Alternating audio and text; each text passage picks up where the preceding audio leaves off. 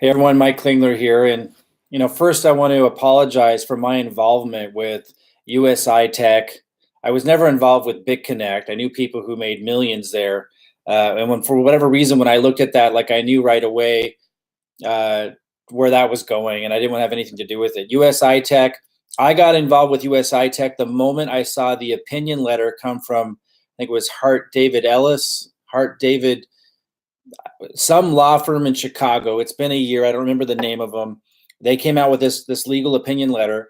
I figured they knew more about law than I did. I looked up the law firm. They'd been in business for over a decade in Chicago. They're a pretty large law firm, and they said completely legal business model. Who was I to say any different? And I jumped in full throttle from there.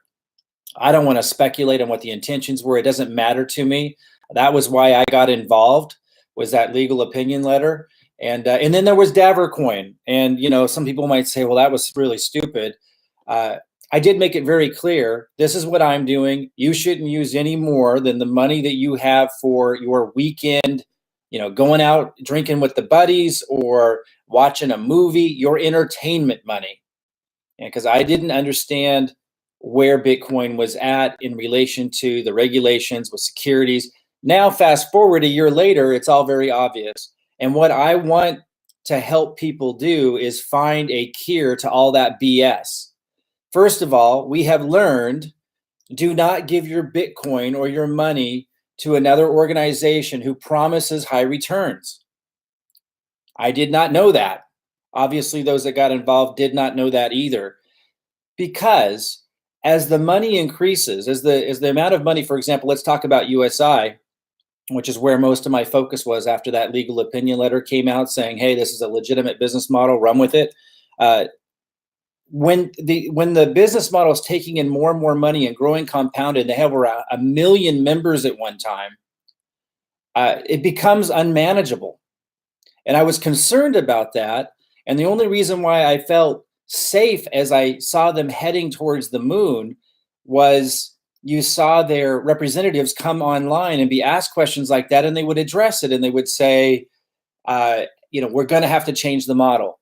It's going to get to the point where we're going to have to reduce the amount of payout that we have.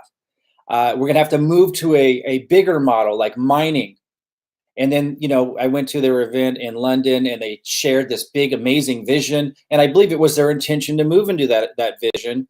Of course, attorney generals or SEC, I should say. I think it never made it to the attorney general. I don't know. But SEC regulators of certain states started to crack down between that. And I think Bitcoin starting to bomb at the beginning of January or early last year. I think the combined forces, they didn't switch over to a more sustainable model in time. And so it collapsed. And that's the risk with that. So what's the lesson there? Do not ever give your Bitcoin or your money to somebody else, unless it's like been around for decades and it's a reputable source. Probably it has to be outside of crypto then, right? Don't give your Bitcoin to someone else to trade for you on your behalf. That's the lesson. And so where I'm at and what I love to trade. And by the way, my risk tolerance is through the roof. And I always shared that's a unique thing to me and very few people. Anyone who doesn't have an extremely high risk threshold and tolerance, shouldn't be putting lots of money that they're not willing to lose into anything. But there's a way to conservatively, but still in an accelerated fashion, emphasize underscore conservatively, build wealth in a new rising asset class like Bitcoin and crypto. And for those of you with low risk tolerance, who it's not easy for you to make a lot of money. I have a high risk tolerance which by the way has hurt me in many ways. And I want to talk about that. I have a high risk tolerance because I'm very confident in making money. And I've had a lot of 7-figure years, had a couple 8-figure years revenue. And I've been very confident about that. Last year, I got a diagnosis of a tumor. At this time, it's not known to be malignant, but it's still In time, it's very likely that it will make me handicapped. Either my eyesight, I'll lose my eyesight, my voice, which can you imagine? Some of you will be glad to hear that. Nonetheless, I'm not. My voice, my eyesight, my right arm, or my digestion, which I think is the worst of it. Because then, you can't absorb nutrients, and it's going to be a sad 5 or 7 years from there. So when I got that diagnosis, I had been healthy my whole life, never had an issue, never even went to the doctor. When I got that diagnosis, I think that did have a lot to do with the decisions that I was making. And I started to take much higher risk because I hadn't saved for retirement. I'd made a lot of money, but I hadn't saved for retirement. I'd always invested stupidly. I lost, and I shared this along the way, I lost 200 grand investing in silver several years ago. I lost a lot of money in the stock market. I lost a lot in crypto, obviously, with my involvement with USI, and then altcoins, and then the market crashing. I have found a solution to all of this where we don't give our Bitcoin or our money to someone else. I found a solution to all of this that has educated me on how to conservatively, but still in an accelerated fashion, build up our Bitcoin, but be in control of it. Okay, so that's what I want to share with you. In a little bit, I'm going to post a link to a presentation I did earlier today about how you can start with something very, very small, very, very small, something safe. It's in your control, and grow it in a safe way, and without having to learn how to be an exceptional trader. And I'm not talking about bots. I've been down that road.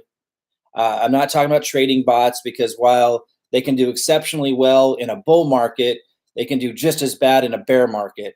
And I don't want to touch it. I will go back to bots in a bull market. And I know some of you might be listening. I know that you can do really well with bots if you become an expert at them. But who's going to do that? I'm passionate about helping your average ordinary person be able to tap into the power of compounding, to be able to tap into this new rising asset class. I believe in very, very strongly, cryptocurrency and Bitcoin, but do it in a conservative way where you're not risking much, but you still have the potential. And in fact, you're still on course within a few years to be able to set yourself up to change the course of your retirement, to change the course of your children's future without risking much. So that's where I've arrived from all of this.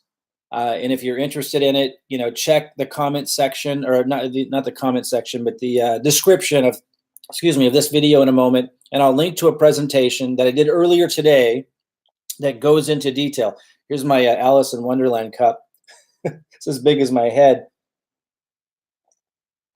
I'll share that with you guys in a little bit. Guys, look, if you were in Bitconnect, I wasn't going to touch Bitconnect. For some reason, that one was obvious to me. Davorcoin was probably the stupidest decision I ever made. I will say it was definitely the stupidest decision I ever made. I think somewhat of a desperate move. In a lesson I don't think that looking back I really needed to have to learn, but well, apparently I did. USI-tech, a legal opinion letter from a Chicago law firm saying this is legit. The founders being pretty transparent about what they were going to do when the model became unsustainable as it was. I can see how I made that mistake, and how a lot of people did too. I don't live in regret. I don't get pissed off. I lost a lot. I don't live that way, because that way of living sucks. It's a disempowered way to live. Successful people don't live that way. They don't think that way. And so I recommend that you don't either. What we need to do is learn.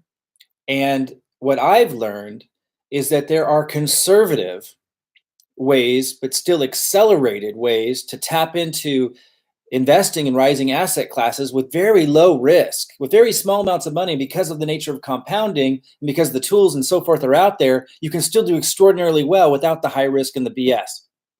So anyway, I'm going to close this out. I'm going to put a link in the description under this video in a minute or two, maybe a few minutes. And that's going to link to a presentation I did earlier today where I cover a conservative yet accelerated path to building wealth with Bitcoin and the new rising asset class and cryptocurrency, starting small, starting safe, letting time and compounding work for you without being an expert trader, without auto bots, and without ever, ever giving your Bitcoin or money to someone else, keeping it always in your control. All right.